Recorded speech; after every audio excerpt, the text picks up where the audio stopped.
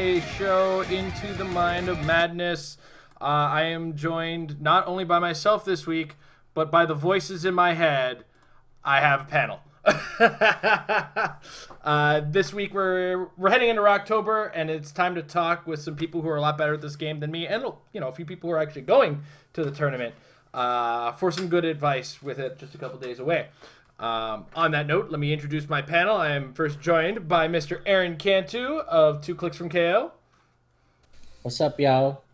I'm also joined by Paris Gordon, former World HeroClix champion. What's up? Joined as well by the Ginger Destroyer, the man formerly on the Metal Lab, and just the man on a tear this year, Mr. PJ Bolin. Hey guys. I am joined by the most wonderful voice in the HeroClix community that isn't named Tom Kerr, Mr. Edward Sheldon. Hello, Dan and everybody else. And also introducing the current reigning Rock World Champion, Mr. Daniel Powell of the Clickstuff podcast. Hey, everybody. Good evening. All right. So I'm going to be opening up the floor in just kind of name order very shortly, as we're going to talk about the state of our current metagame as we go into ROCtober. What we should be planning for, you should be prepared for in general in this last competitive metagame without Secret Wars Battle World. Now, Aaron, what are you seeing happening in Rock World Cup this year? As you and I will be in the rafters cheering from the Twitch stream. A lot of people complaining about the price of HeroClix. So basically same shit, different day. Pretty much, yeah.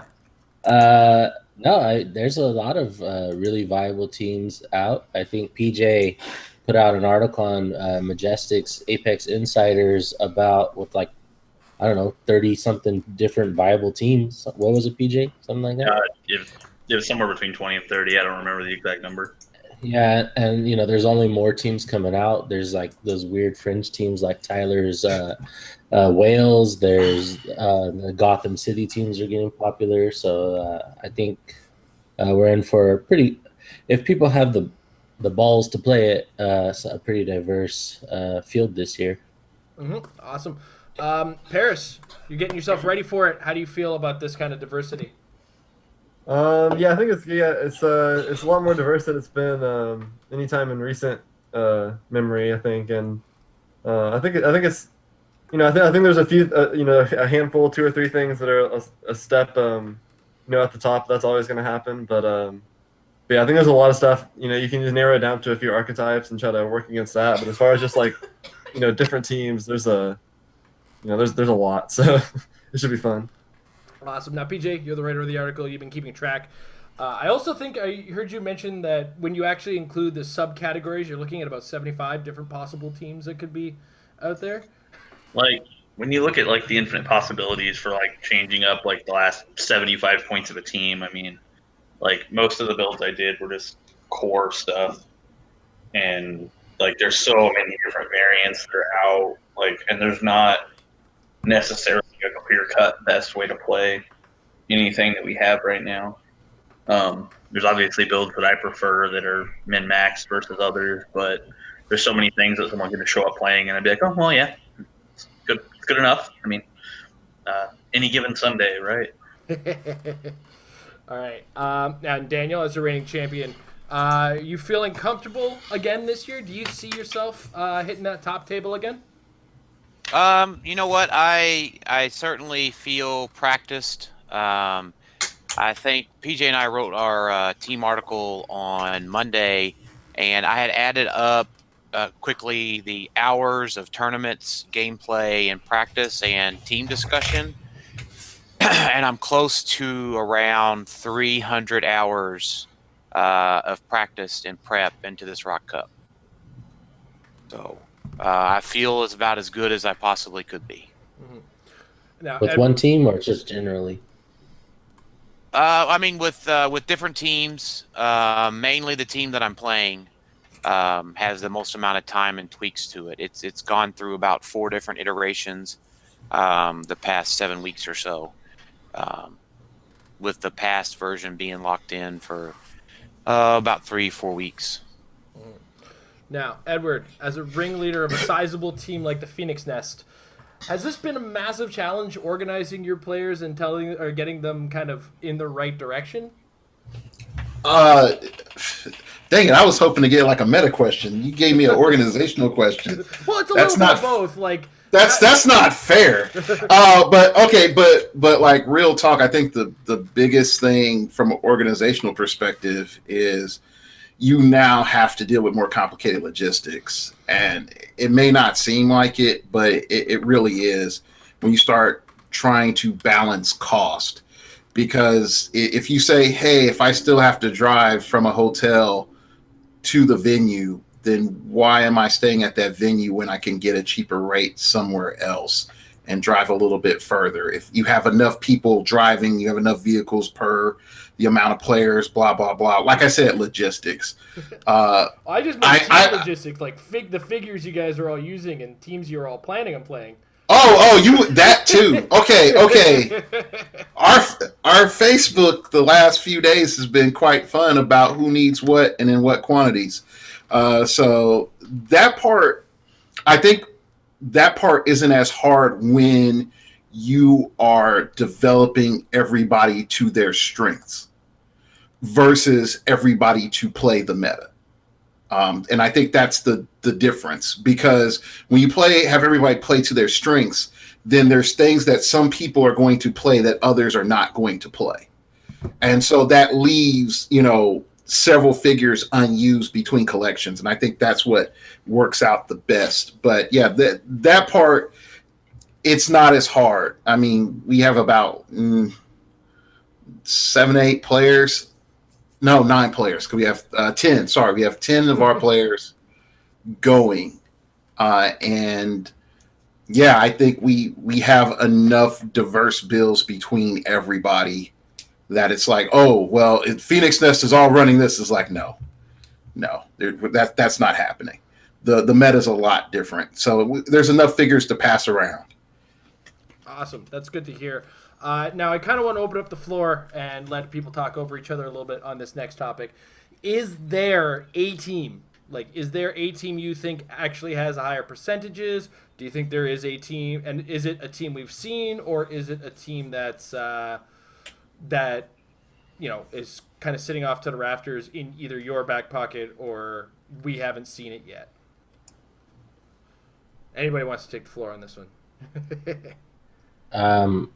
I don't know if there's a single team that's gonna run away with it. I think for the most part, for a long time, X-Men were kind of like the team to beat, right? It's like everybody was collecting them. You see all the trade. If you're on the trade pages, you see I need Wolverines, I need Cyclopses, and all this other stuff. And now you see a lot of that stuff up for trade. So it's hard for me to say that'll be the team to beat. I think, I was talking with Paris, and I think that the Gotham City team could make a pretty decent sized dent. It's the most recent modern legal stuff, because Battle Worlds isn't going to be allowed.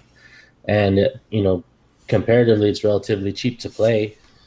So getting double penguins, things like that. But I don't know if I had to guess, I would say there would probably be more cosmic type teams like Star Fox and Unimind than any other team, just because they're relatively cheap and pretty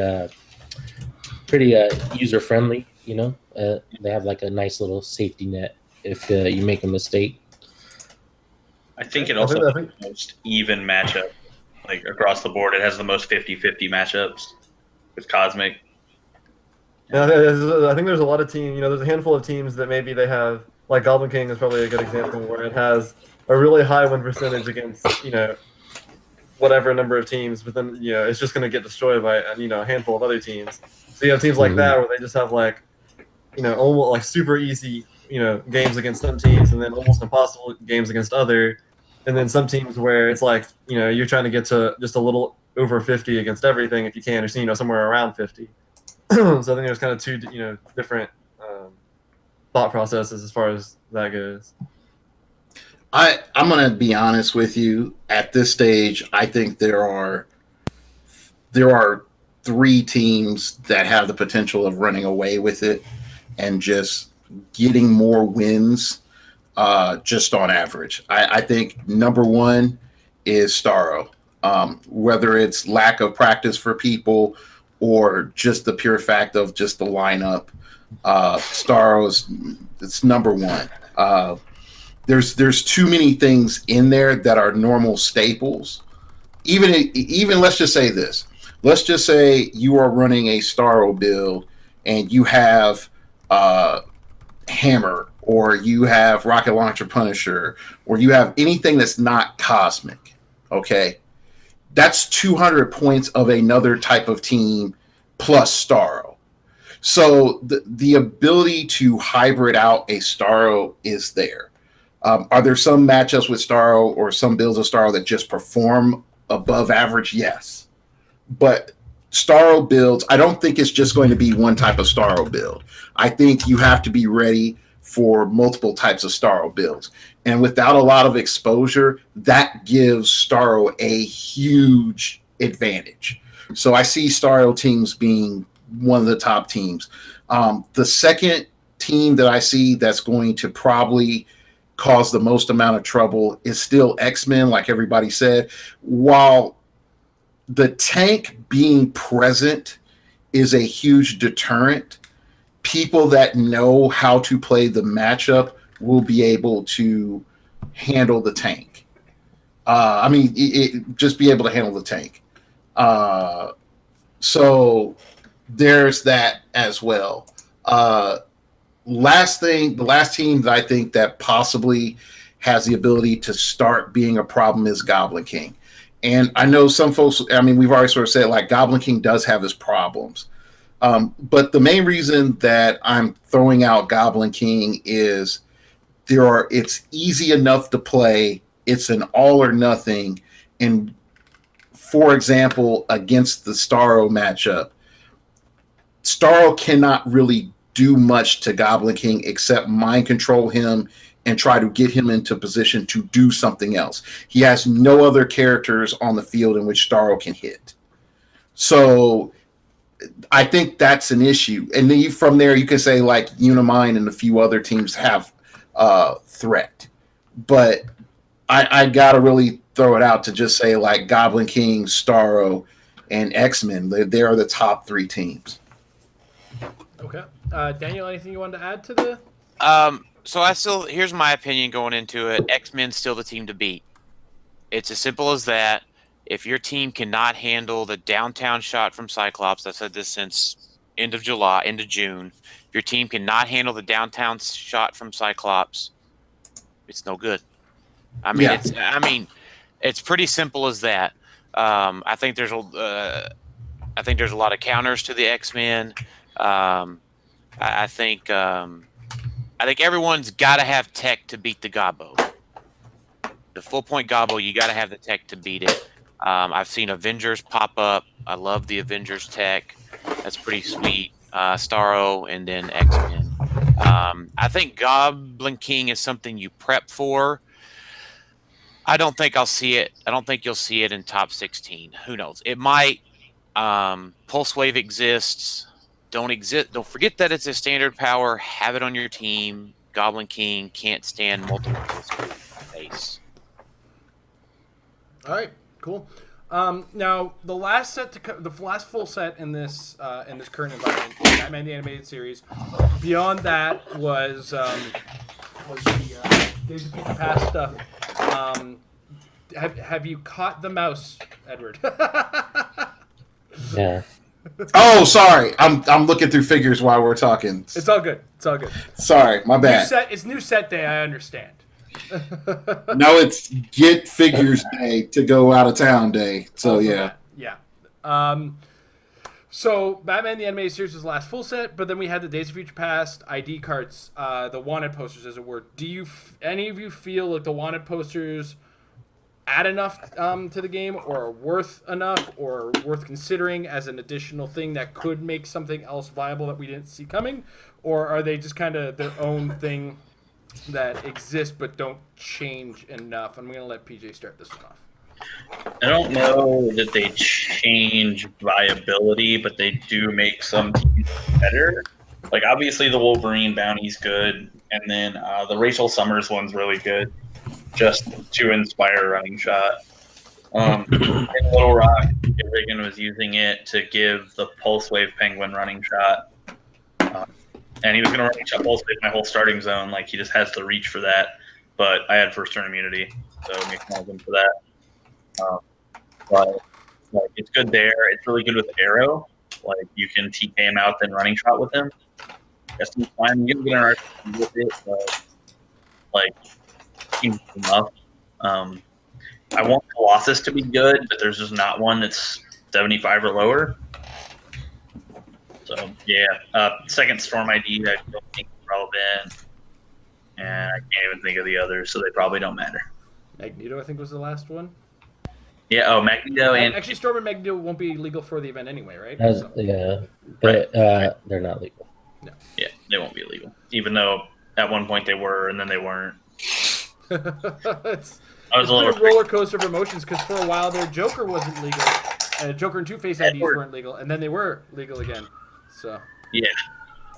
it's There been you a go. roller coaster ride of emotions at best. All right. Yeah, I had Tri-Sentinel on one of my Rock Age teams, or my Midnight team, and I had to hurry up and scramble cut it. All right.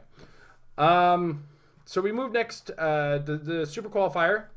Paris, I want to hear your thoughts. There's going to be a lot of last chance qualifiers, number of different extra things there going on. Which ones excite you the most? Which ones are you planning for? And which ones are you planning to be ridiculous for? Well, I think the Majestics Age Rock would be the coolest one because I think that format is really cool. But I think the format takes a lot of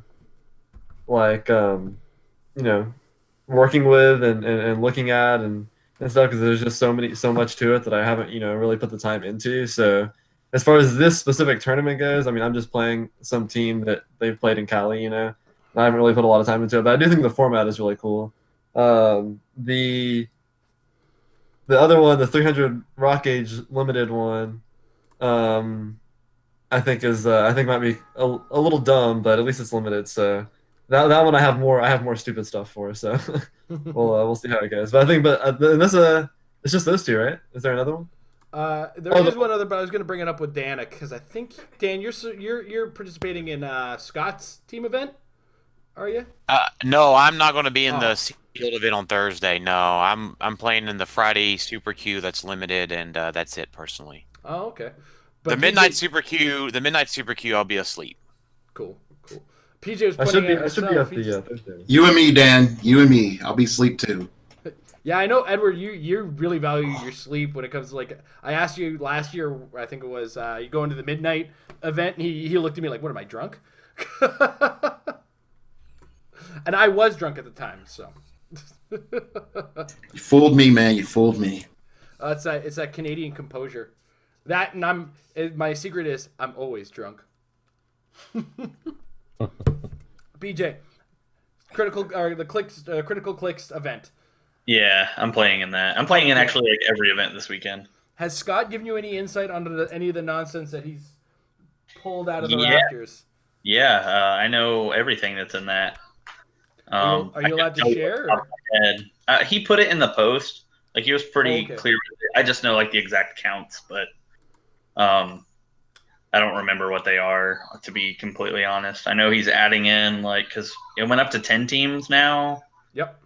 Because like some people tried to get in like August, and it was too early, and then they didn't get in. So Howard convinced him to add more people, but no, there's a couple weird things like and the old Thor set, Hammer of Thor. There's like a Hammer of Thor. Where did he find that? That stuff goes for a mint. I don't know. I hope somebody pulls a Throg out of that. No. I mean, none of the set. There's none of the set. It's just the starter. Oh God. Pull the starter. The was it the little warriors, the Asgardian warriors or whatever that come in that are actually pretty good. Yeah, like it's looking like it's going to be a lot of fun. It's going to be me, Matty G, and then Adam Friedman is going to be our 3-man team.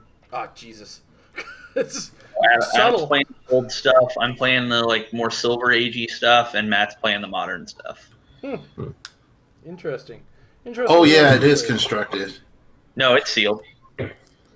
It's sealed. Yeah, it's sealed with old boosters. Yeah, the Critical Clicks event is a team sealed with old ass boosters and newer boosters mixed in. It was I had the pleasure of judging it last year, and that was its own little nightmare. Yeah. I think Paris's team had the most questions before we even started. It's like, what keywords does this guy have? I don't know. I think it's better set up this year since it's going to be like the Golden Age boosters play against the Golden Age boosters. And it's not like where the Looker from Joker's Wild is better than everything from an entire set. Yeah. Ooh. Yeah. I'm looking forward to it. It should be fun. Yeah. Ed, what side events are you actually planning on taking part in? Oh, I'm doing pretty much the Friday tournament where it's the Rock Age 300 point limited. I'm doing teams and I'm doing 300 points modern finals. So, yay. Those are my events. I'm getting in Thursday too.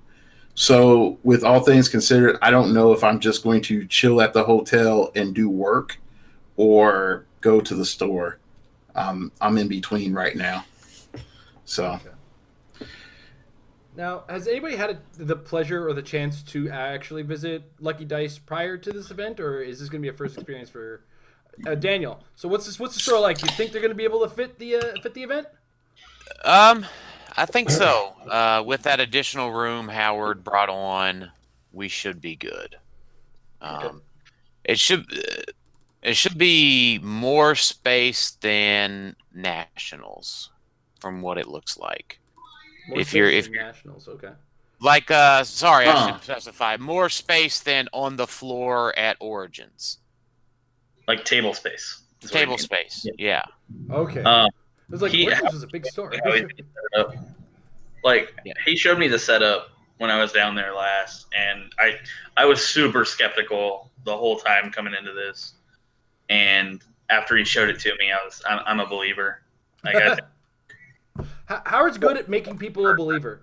That is one thing. It's like I've been skeptical of a number of things, and just either a conversation or just sitting next to him, it's like, okay, now I get it. Now I get it. has Howard shown you the light of rock, my friend? I meant, pulling things off. Like, for instance, taking over the Rock himself. I'm not gonna lie, I was skeptical at first, but he's held it together, and I got to give him a lot of credit for that.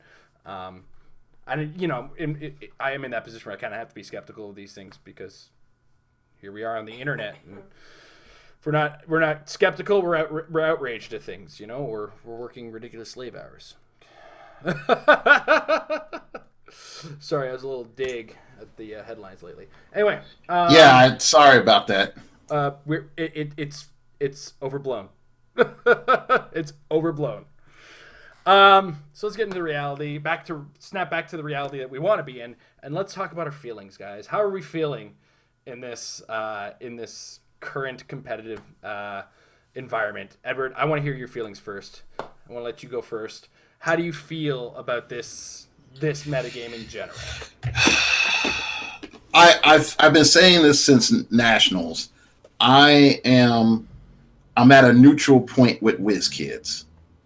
Like we're not buddies, we're not pals. I'm giving them a chance. Okay, like just giving them a chance, And I have to say they are living up to it, which is a positive. I still think there's some things that they can do better. I still think that, there should be some more commons and uncommons that are staples, but they are doing a better job of that. Moira McTaggart, I'm looking at you. Love you so much. Moira McTaggart, making my venue hate me since she came out. But like real talk, I think the game is in a good place. I think the other thing that comes into play is that the player base is not, how can I put it, just riding the laurels of the leaders. And I think that's a good thing. I don't have anything against anybody on, this show, but a lot of people last year were just carbon copying what we were saying. Just everybody in this room, like in this digital room, quote unquote. There wasn't a lot of thought. And because of that, the meta was really bad. But I've seen people go out there, take risk, play some things that are unique and different. And it's like, oh, okay, great. Now we're seeing some progress because folks are thinking, and the leaders can still state their opinions. People could get, good nuggets from us, but we're not just seeing carbon copies of, Dan's rock team or Paris's last article, or hell, the 1,000, digital waifus that PJ has that appear out of nowhere. So yeah, like that's how I look at it. I think I feel the game is better. I think it really comes down to if Rock goes off without a hitch, and I'm just saying that in general. I feel that HeroClix as a game is going to be in a good place. Rock will be in a good place, and then it'll be up to WizKids to try to top Origins. And if they can't top Origins, they need to make Nationals packs and the World Championship back at Origins. That's just my opinion. That's actually a really solid opinion. I think would go over a lot better with the player base. It might cost a year's worth of Nationals where like U.S. Nationals would have to wait almost more than a year until the next one rolls around, but then it becomes the winter event, whereas the summer event becomes Worlds. I think that's a good idea. All right, Dan, time to share your feelings, sir. Feelings? I don't know. I feel fine. I mean, it's about adaptability, right? Does your team have the keys to the kingdom for what's sitting across the table from you? Have you thought about that matchup? Have you thought about those pieces? Have you thought about how your team interacts with those pieces? What happens if you win map? What happens if you lose map? Have you taken all the variables into account? PJ posted 30 builds, right? There's 30 things you should account for, right, as a core. Those things aren't terribly hard to take down, sketch down, write it all out. But no, I like that it's wide open. I like that it's not all. It can be an expensive team. It could be a cheap team, right? The GCU is a fairly cheap team. The Starro team is made out of unobtainium, pretty much. Until November. Till November, yeah, fair enough. No, I think PJ said any given Sunday. My thing is any man with the pair of hands and a pair of dice. So if you've put in the time and the work with whatever you're playing, you're in a good shape. Little taste of James Ellsworth on that one. Yes, sir. Paris? Your turn to I'll- open up in the group therapy session. like I said about the the overall like metagame itself right now, I think it's I really like where it's at, and I'm really I like where I'm at, is within the metagame and stuff, and I think I'm ready for anything, and I like my team, so I'm feeling good about the Rock Cup, and I like the state of the game, and it should be fun. All right, cool. Aaron? Well, I'm in a peculiar position because I don't have to stress about what's going to be there. But I'm pretty excited. I'm pretty excited to see what is being played. Mostly because there's when you see tournament reports on Facebook or whatever website you like to go to, Apex Insiders, or for those people living in the Stone Age that get their information from Realms. Sorry for you guys. It's like thoughts and prayers. It's interesting because, like Dan, everybody's made like points that I think are valid. Planning is important. Adaptability is important. Just mentally being in the mindset to play the game is like super important. Having, for me, like I used to tell like Symbio, who is a like amazing player, but not confident at all. Like confidence in this game goes a long ways, because if you can project, you know what you're doing. Your opponent can will at least like they'll know I have to be on top of my game in order to play, in order to beat you. You know, but I feel like competitive HeroClix is actually becoming fun again, which is like an important thing for driving in new players, growing the game.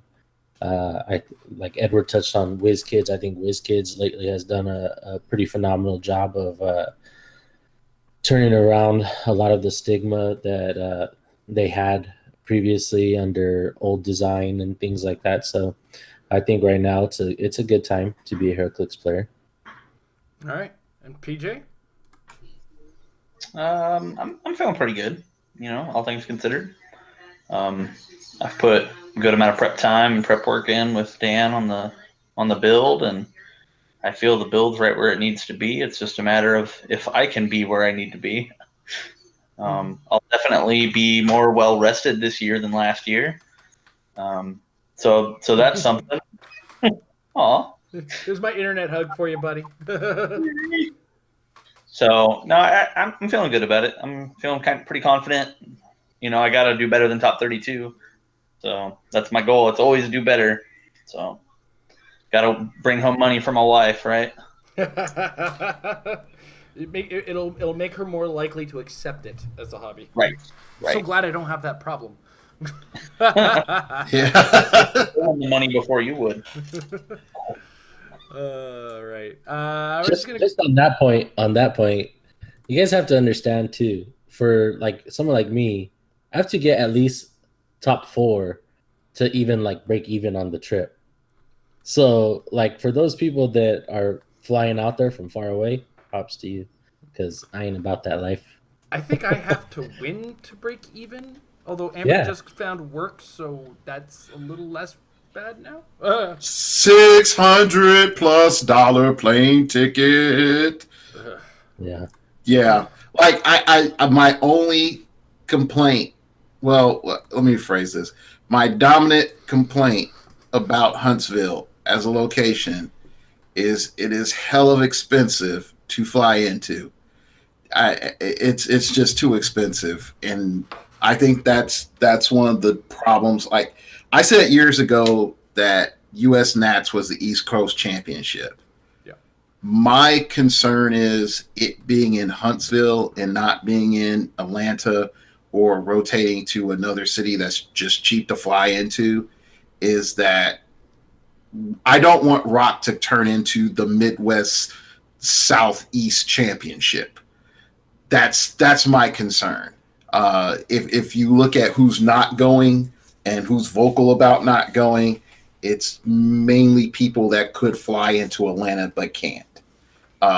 You know, I almost hate to say it from a logistics perspective. There's money to be made if you told every player on the coast, fly into Atlanta and we're going to rent a bus. Your flight has to be here by this time to get on the bus. And we'll drive to Atlanta, and on your flight going home has to be like Monday morning at, butt crack at dawn.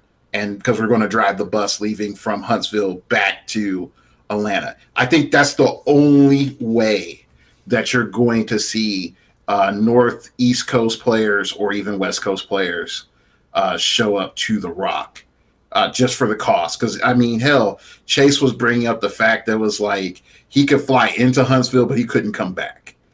And that's a guy that wants to go. So that's an issue.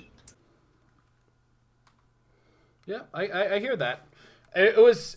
Cost was one of many factors. The other factor being, project completion is next week, so I'm got to be hands at my desk sort of situation, available as it were. So that was my big concern. International travel to it as well, as PJ mentioned when they first announced it was going to be in Alabama.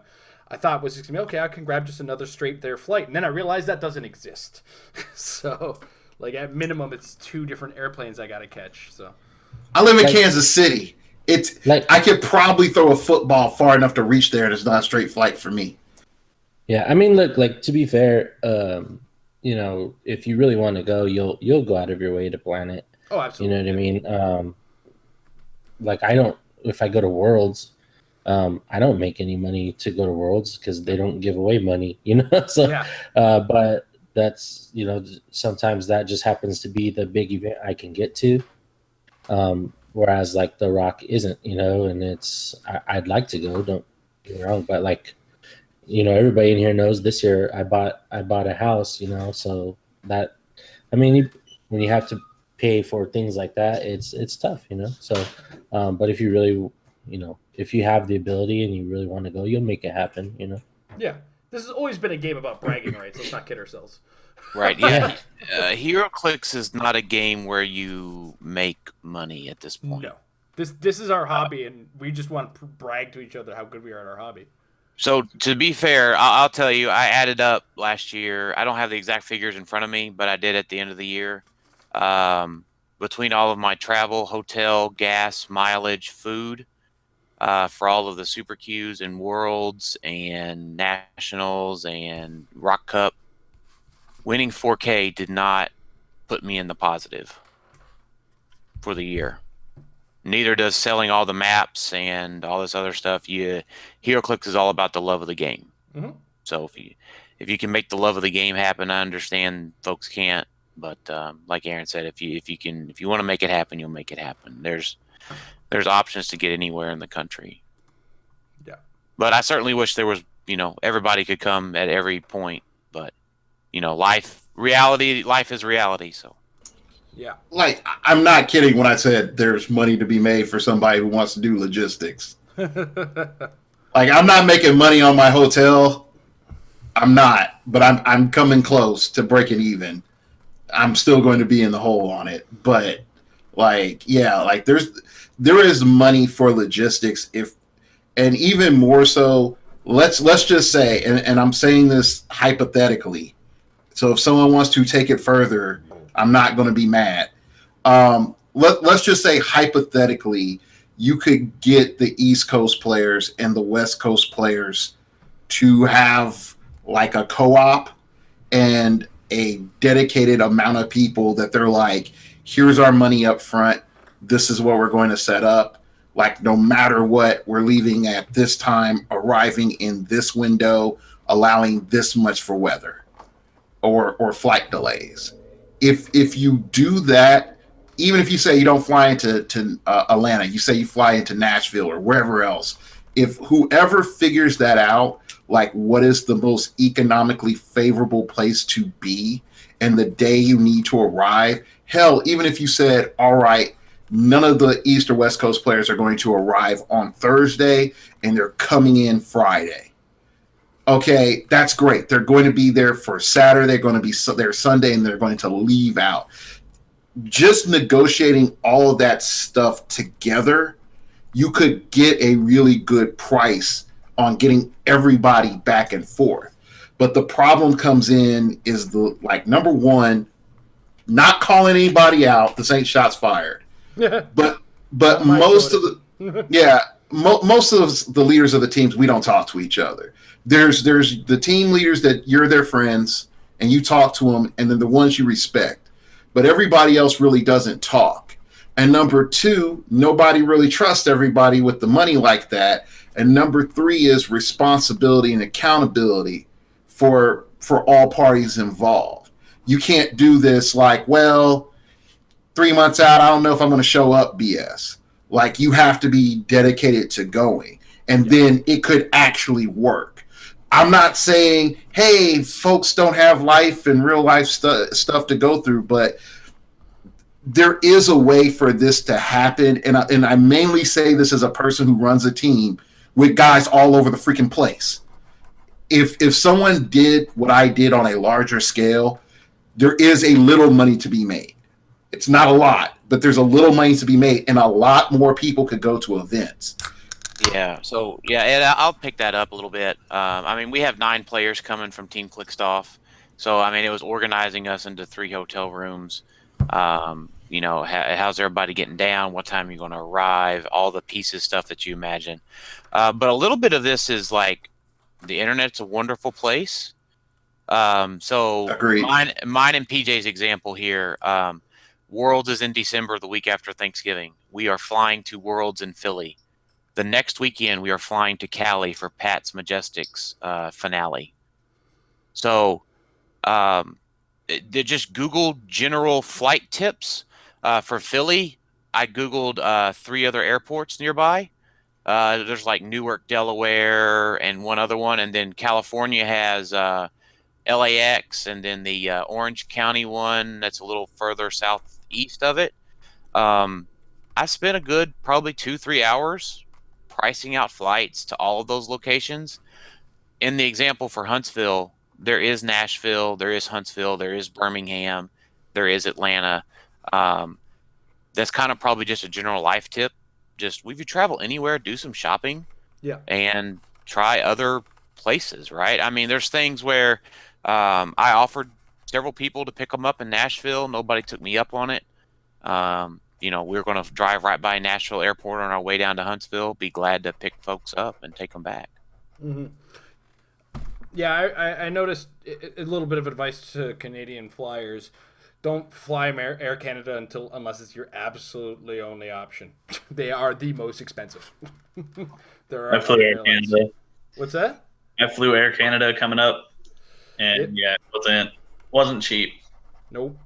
but it was the only option to get in at the time I needed to get in. Yeah, and that's it. It's like if you only have that one option, then yeah, sure, take them. But otherwise, there's WestJet. There's other things. Check the American Airlines as they're flying out of the U.S. or out of Canada too. Just do some shopping, like Dan said. All right. So it looks like 2 questions hit us in the chat. If you're watching us live, throw in some questions. We'll ask the panel. We got a little bit of time left because things went a little faster than expected. So. But the first one we have here, actually, I'm going to ask the silly one first of Dan because Dave wanted to know. In regards to if you have 2 hands and 2 dice, you can win. He asks if he can have 1 hand and a pair of dice. Yes, that is viable. All right, there you go. I told him as long as the other hand's under the table. Well, if the other hand's under the table, then I'm probably sitting across from him. Hey-o! The next one, though, comes from Stu Kenward, and he wants to know, do you guys think the Joker ID is going to dominate The Rock, or was it overhyped? And let's go with PJ on this one first. Sorry, I had to unmute. The first man to make a fortune off of the ID card. Yeah, I was Yeah. gonna say that. I sold mine for like 200 and it's like a second. I hate to say this, but that guy's a sucker. I'm not mad. I didn't want to PJ's sell like it. a fool on his money. I didn't want to sell it, but I was like, you know what? I'll post it at 200 and I'll just be super firm on the price. And it was like 4 minutes. Somebody was like, hey, I'll buy it. Like, no negotiating, just they took it. I was like, okay. But to answer the question, I don't really think it's been hyped. The price hypes it a little. Well, that's just like rarity. I mean, like once they're widely circulated, like I don't think it's gonna matter. Like I don't know that it was ever hyped, so I don't want to say it was overhyped, but it's definitely not like meta defining by any means. I think like the one like cool thing it does is like you can call him Joker against like X-Men, and it's like, X-Men has a shitload of a bunch of perplex, and it's like, oh, you can't use perplex for a turn, but like you said, I don't know how many Jokers you're calling in to like one shot a character, or anything like that. One one's like, the Dark Knight Rises one's cool with his super poison. And then there's the chair Joker who's good, but he's 140 points, so Yeah. there's not a whole lot of stuff calling him in. And then other than that, you just got nifty little stuff. So I don't think he's going to be that great when it's widely circulated. I think it's a mixed bag. Is it going to dominate ROCtober? No, unless there's some new magical build out there that not only do you have the card, you have some new combo that people haven't thought about, or you're like some new combo you haven't thought about, or you're just super paranoid about Unimind and X-Men. The other thing I just more thought it was amusing is just having the Jet Real Boy Joker. Like I think that's just what everybody's just waiting for. It's like, oh, I have all this mastermind fodder and all this other cool stuff that I can do, and a Joker that can see through characters, and I can like nuke you for tons of damage. Yeah, I think I'll do that. I like that idea. So yeah, I don't think the Joker is going to be overhyped. I think there's nothing that requires the Joker. Like, it would be different if on any of the podcasts here, they were like, here's this trick with the Joker. If you had the Joker ID, you do blank, blank, blank with this figure, and then it does this against these 5 matchups, and you just dominate them with the Joker ID. If it was like that, then yeah, we all would be clamoring, freaking sending out people to find the Holy Grail, the Joker ID, sending out the Mass Hero Clicks Inquisition, to get some, for each camp. Okay, we would do that, but it's not there. Not with all the other stuff being, viable. Like, even if Joker had a 0.3% advantage over all other ID cards, everyone else would be like, yeah, it's not worth it. At least for the effort right now. And that's how I look at it. Like, the Joker ID is cool, but it's not like, oh yeah, gets me all tingly and hot and bothered inside.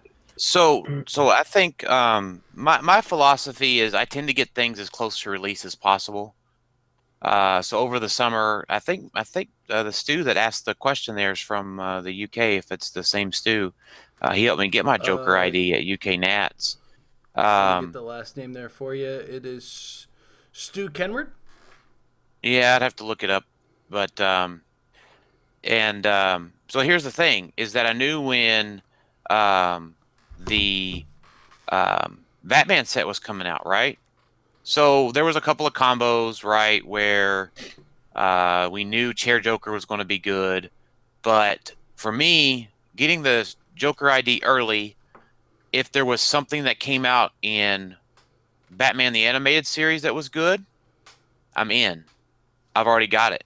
Don't have to worry about the Inquisition because I went in with the early scout and got it. That was my opinion on the Joker ID. And that's part of my prep for any of this game is get the stuff early, make good deals, make good trades, so that if it becomes great, you're already there. You're already prepped. But you're bringing something up in which I think a lot of people are not good at.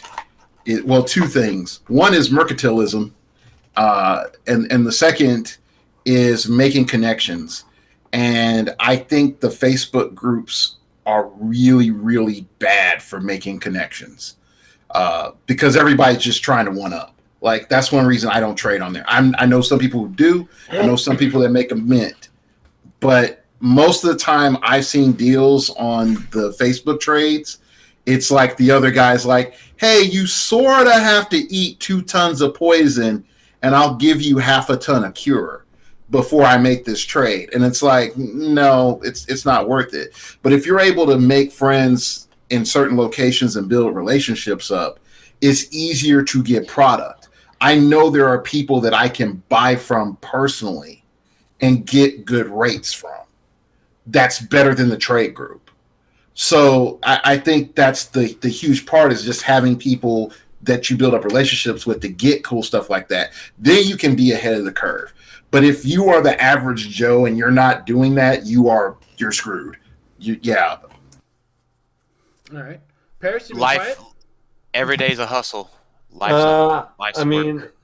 if I had the Joker ID, I don't think I would play it. So I don't think it's a big deal. But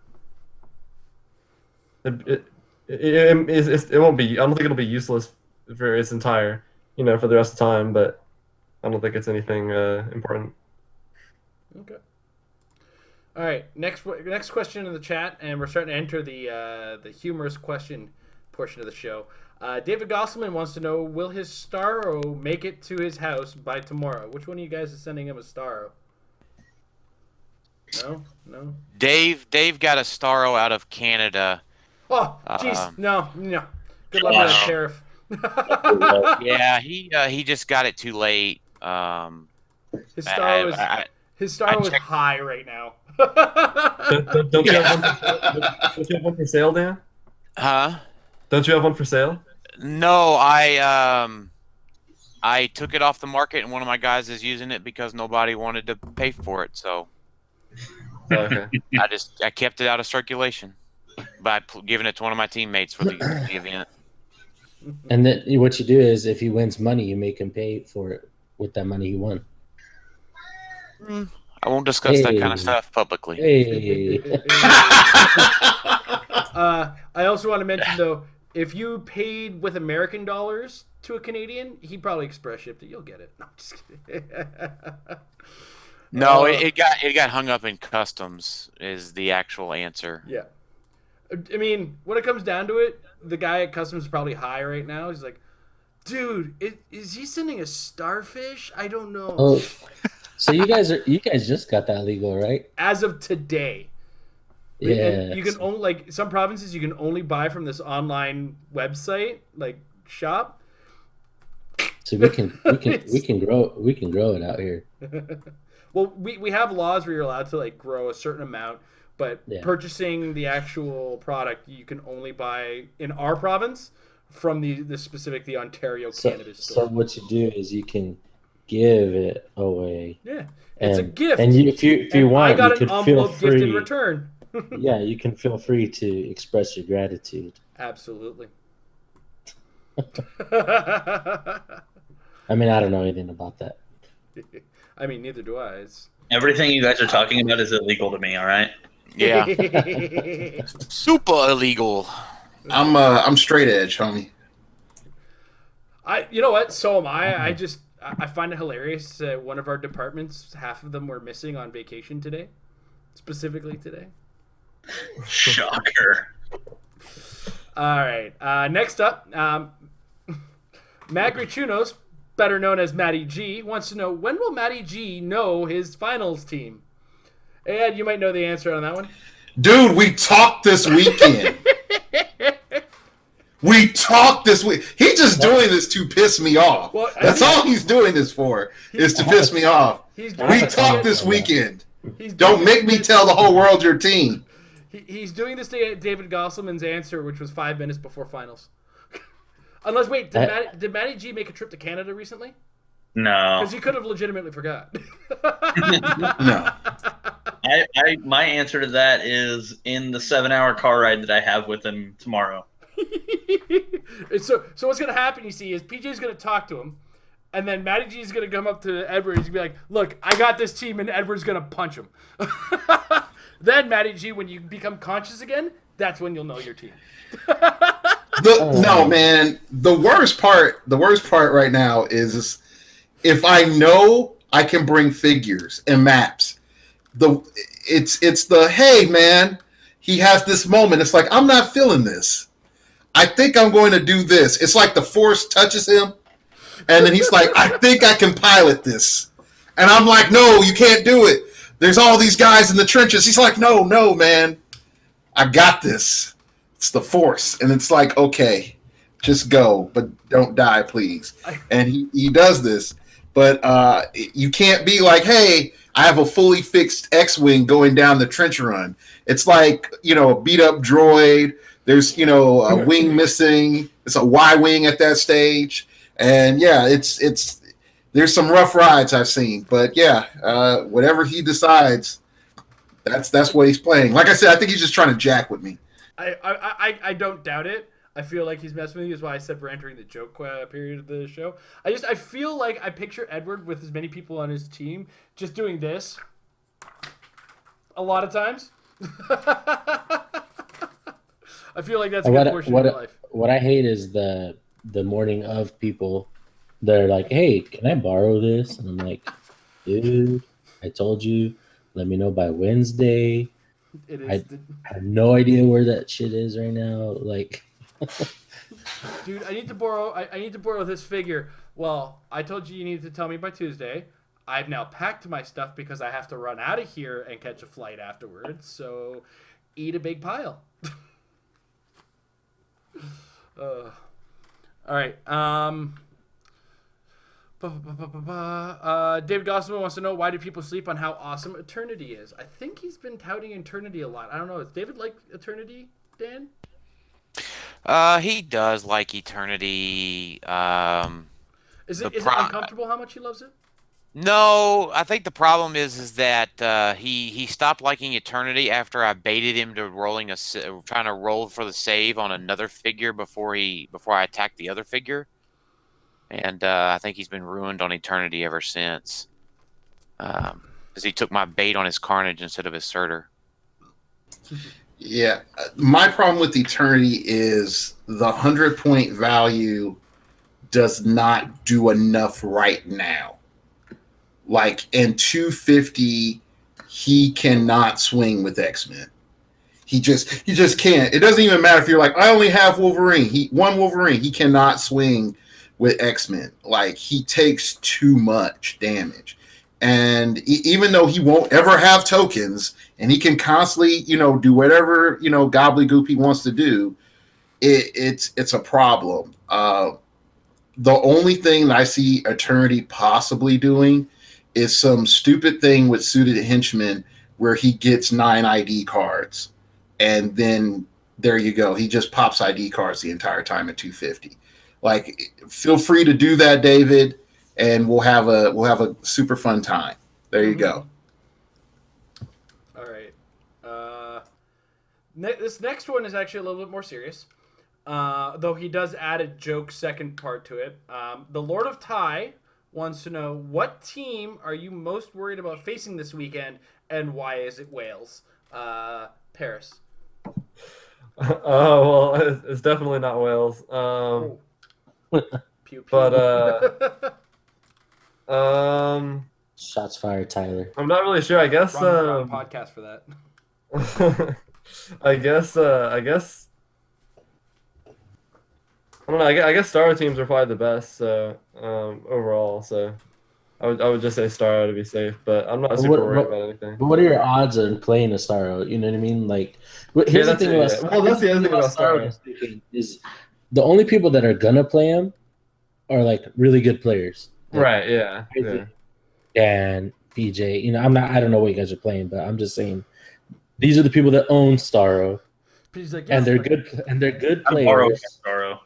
And okay, but you guys are good players. You know what I mean? And then so like pretty much anybody else that has a Starro probably is either not at the Rock or will play it bad. Like, so you're the likelihood of you playing against a Starro is not as high as even your likelihood of playing like Unimind or X-Men or whatever else. So like it's hard to be worried about a team. I mean, not saying you should discount it altogether. You have to have a plan, but like it's hard to be worried about a team that won't be there in numbers. I know there are about 10. I've sort of kept this invisible hand of counting the lore of people who say they have a Starro and they're going. There's about 10. No, that one definitely more than I know. No, I'm saying like conservatively. There are more than that. I haven't heard anybody say like I'm thinking about playing this, but I know of about 10. But again, I'm just saying through lore and speculation and hearing from people, not not like I have some sort of like secret Facebook group that stalks folks if they have a Starro. Wait, that's not cool. Yeah, Edward has an alarm. Ignore your notifications, guys. Yeah, Edward has an alarm set that anytime somebody mentions Starro, he gets an email, text message, instant message. On that note, I want to apologize for all the times I complained about being first in line at Canadian Nationals and not getting one. Sorry, second in line. PJ was ahead of me. Sorry. I didn't get one, which is stupid. And I won Canadian Nationals and didn't get one. Oh, that's a problem. Yeah. We were totally and completely happy with that. Dan, is there something that's got you on concern? Whatever Paris is playing. I'm concerned with the way you said that and your tone, and how very gently you're stroking your beard when you said that. Yeah, my beard's super soft today, so sorry, I'm just feeling myself. I'm into that. No, I mean, I think the real answer is I am worried about, again, I'll say it for the third time, I'm worried about whoever's practiced the most. Nobody's practiced as much as you, Dan. Yeah, I was Yeah, gonna I say, mean, that's Dan, not, I'm you- not, that's not the point, but, right, I mean, if someone's like, okay, boom, boom, I know what they do, if they're succinct and have that confidence you were talking about, Yeah. and not fake confidence, because I can spot fake confidence. Usually. Usually, but for that 100% confidence, that's what I'm most worried about. Or missing, that's what I'm worried about. Is just my dice pooping the bed. There's certain matchups for my team I need to hit round one, turn 2 and 3, and if I miss, my win percentage goes down. So there's a support group for that. I think I'm the leader. Oh, it is recorded on camera several times how bad my misses have been in the past. All right. Just a last little trolley comment in the chat before we start to sign out. Matty G has pointed out that PJ's probably right about that car ride comment he made. Gosh. No! No! No! No! No! No! Too much time! PJ, call me in from the car tomorrow after I get off work. I'll help out. Sounds good. We'll just do a whole new round table for Maddie's team for final. Can I be a fly on the I wall can't during talk. that? I'll just start calling everyone I can. But not your walls. I want to be a fly on Edward's wall. When he gets the call on what you told Matty G. Here's what I know is going to happen. I'm sorry, the volume levels got no, it's okay. Rage. I'm loving this. Keep going. Rage level. Like here's what's going to happen. I'm going to be flying. I'm going to arrive at like 4:30, 5 o'clock. I'm probably going to get a text message, right? I'm going to get a text message. It's going to be like, this is what we're going to do. And then you're going to hear, the first is going to be like, this is the team. Don't be mad. I'm going to play this. And then I'm going to take everything inside of me and like hold in the yell. Because I'm going to be at an international airport and I don't want to be considered a terrorist. And because like, yeah, that's pretty much what's going to happen. And then I'm going to get to the event and then it's like, we don't have this. And then it's like, well, you're going to have to buy it from Howard if he has it. And there's probably like 3 other steps in there, but I can't admit those on camera or else they would incriminate me. So yes, that's it. All right. As a person who used to do that, I've gotten a lot better about like just kind of knowing what I want to play, and I'll maybe bring like a couple substitute options. Like it's like incredibly frustrating, but at the same time, like I understand, where he's coming from, especially when you have success doing so. Like it's hard to be like, oh, I need to practice, I need to prep, I need to have all my stuff ready to go when you literally show up to a tournament, build a team and win. Like I get where he's coming from, but like to Edward's point, like you should, for something like this, you should probably know what you're going to play and have some reps with it. Like I don't usually, say, practice, but for an event like this, you probably should. Wow, this is the first time Aaron hasn't gone, I don't believe in practice. I don't usually use it. This is the one time he's like, yeah, practice is probably something you should have this time around. Is that what I sound like, Aaron? What? Practice. No. I'm just. I was like, that's usually a dig he takes at me. Yeah. Oh gosh. Jason's show sign off is literally practice makes your team better. It's like, and the first time I went on Jason's show, I was like, I don't practice. Yeah. Talk about practice. The vein in my head grew a little, and I was like, how do I swing this? How do I make this work in my favor? And I've made it work in my favor. Oh yes, I have spun it in a way. It's like, well, he doesn't get practice, but he talks about the game a lot. He studies the game a lot. That's a form It's of true. practice. No, that's true. It is. Yeah. I think also like to my credit, for the most part, like I like to build a lot of teams. I know Maddie's not a team builder, and I think maybe that's something an area where he can.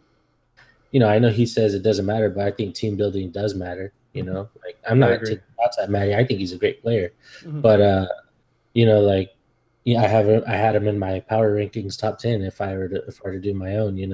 But it's like I definitely think if he were to build his own teams, his game would go like significantly higher. There is something. Okay, and this is a topic matter I talked about a couple of years ago. There in this game there are very few people that are both builders and pilots. There are very few people like that.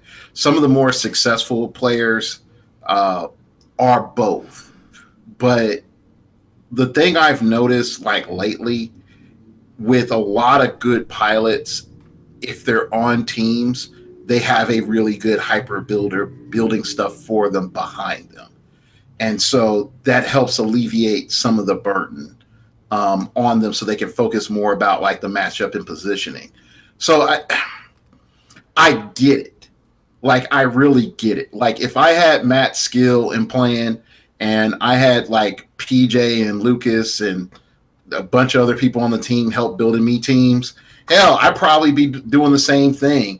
But I'm also like a hyper, paranoid defensive player. So like my mindset is like, did I go over the matchup right?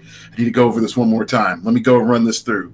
Like, yeah, like I did yesterday with the matchup. But I get it there, and then I'm not sort of throwing shots at Matt right now, but in general, there are a lot of players right now that are using Roll20 to make them better pilots, and I think that's where some of the shakeup this year is going to come through. And we saw a little bit at Nats. I think we're going to see it a little bit more at ROCtober. When it comes to Worlds, I think it's going to be a little bit more usual suspects because of the cost. But I think we have to start being ready for the shakeups to happen. I think okay, so to my point, and then that's the final thing I'm gonna make. What I mean by it is that like if everything's even as far as like skill of play, the difference maker besides dice obviously will be having the firm understanding of why a team works and how it works. And I think that mostly comes from team building rather than team playing. And then if you're just throwing together a team in the 7-hour drive you have to Huntsville and you're just like relying on your skill, like, I mean, damn, dude, you got confidence and that's good. But I really think like at that level, you should understand the how and why of a team, and that will make you better, like just on its own. And then if you're already like good with your positioning and your threat assessment and things of that sort, then yeah, you'll have a pretty good weekend. All right, awesome. We're about wrapping up here. We've got all of our questions in the chat already covered. I want to take a second to thank all of my guests today, and I give them each second to kind of give their final thoughts on everything going into ROCtober. Aaron, what are your final thoughts? And give us a little plug for your own stuff. I'm super excited to see any new builds that people are playing. Excited to see Paris back in competitive play. I love Paris, one of my favorite world champions. So yeah, I'm looking forward to the stream. I probably won't watch anything that's streamed Thursday and maybe not Friday. But I have a Discord server for 2 Clicks from KO that I have a voice channel set up for just for the ROCtober event. So if people want to come watch the stream and just kind of chat in there generally, usually when I'm watching ROCtober stream, I'm in the Twitch chat typing away and all that. So like with having the Discord server, I think it would be really fun just to kind of have an organic conversation. I did it with Kenny Pena on I want to say maybe one of the Majestics events, and that was a lot of fun. And that's kind of like, oh, like let's just open this up to the all of HeroClix and have some fun. Hopefully, it's not too chaotic, but it'll be fun. Also, I haven't put out a podcast in a while. I will be looking to start those back up again. My personal stuff that I've been having going on is kind of settling down, so that's good. But AJ has been doing a great job writing both the 2 Clicks from KO blog and his own Clicks Fix blog, as well as Majestic's articles. So I would say go check that out on the links on the Facebook page, facebook.com/2Clicks from KO. Awesome. Paris? Yeah, I think I'm playing in like 6 different tournaments or something this weekend, so I'll be playing pretty much everything. So it should be fun. I like all my teams. I especially like my finals team. So unfortunately, I have to qualify this year, but assuming that I make it to finals, I really like my finals team. So I feel like I'm ready. So yeah, it should be fun. All right. PJ? I'm looking forward to seeing everybody, having a good time. If you plan on playing in sealed events, my Majestic Sealed Primer just got posted earlier today, where I talk about all the pieces and if they suck or not for sealed. So check that out for a low price, $3 a month. Is the sealed Battle Worlds? Yeah, Okay. Baby. he said it is. Nothing's Battle Worlds changed. sealed is baller. Yeah. It's, like I pulled a chase and I pulled a chase and a super, not even close to the best team in the tournament. Yeah, I'm looking forward to it. There's a lot of bombs in that set, so I think it's going to be pretty hard to pull completely poorly. Hey, PJ, you have a new podcast to plug now, too, don't you? Oh yeah, I'm a co-host of Critical Clicks now, so we just put out. Sorry. Hey, One more time? hey. We just put out 2 episodes talking all about Battle World and how terrible of a person Scott is. Okay, If so you the usual fair and critical clicks. Yeah, the usual stuff. Awesome. He's wrong, I'm right, whatever. All right. Edward? You can check out Starting Over Podcast because I also have to be like the Lich King of the HeroClix community and come up and like remember the days when, and show up on other people's podcasts and shows to remind people that I have a podcast and a show. But yeah, definitely check me out. If you've been on YouTube, you probably saw my ROCtober promo. If not, I shout out most of the teams that I thought were going. I know I've gotten some messages about like, why didn't you talk about Stratagem and Lucky Dice? And I'm like, well, I don't know if how Howard's going to play or whatever. And I know Easton works at the store, so I didn't know like what that situation was like. So I didn't want to put them behind the 8 ball on that. But they need to decide on which team they're on. That's my feelings. From my knowledge, Lucky Dice is the 3v3 team. And yeah, no, I know. I'm just trolling. Yeah. But that's an interesting thing. So check that out. I'm going to try to get video footage if I can at ROCtober so that I can make something a little bit more interesting. So yeah, so be on the lookout for that. So yeah, that's it for me. All right. And Dan? Yeah, I host the Clickstuff podcast. We are facebook.com/Clickstuff. That's where you will see our Discord channel, our YouTube, our Facebook group, our Podbean, and our SoundCloud, and our Twitch links. We are also running a contest this month. Details are on that page. Check it out. As soon as I hang up with these guys, I'm going to post our Battle World review. So lots of Battle World content and reviews coming to you guys. Awesome. I want to take a second to thank our sponsors over at MajesticCCG.com/Apex-Insider. $3 a month gets you brain dumps from some of these guys even. It's a great place to get information. Keep an eye on it. At $3 a month, you have access to teams that are going to be at ROCtober, including the possibility of seeing Dan and PJ's team that they're going to be playing. So keep your eyes open for that. I also want to take a second to thank our supporters over at patreon.com/marriedwithclicks. Any valuation gets you access to our patron Discord, as well as access to our patron hangout, which we do monthly. Next one will be the first Sunday of November. It's always a good time, a little fun time with some of our those people who we open our hearts to, those who open their wallets to us. It's a grand old time.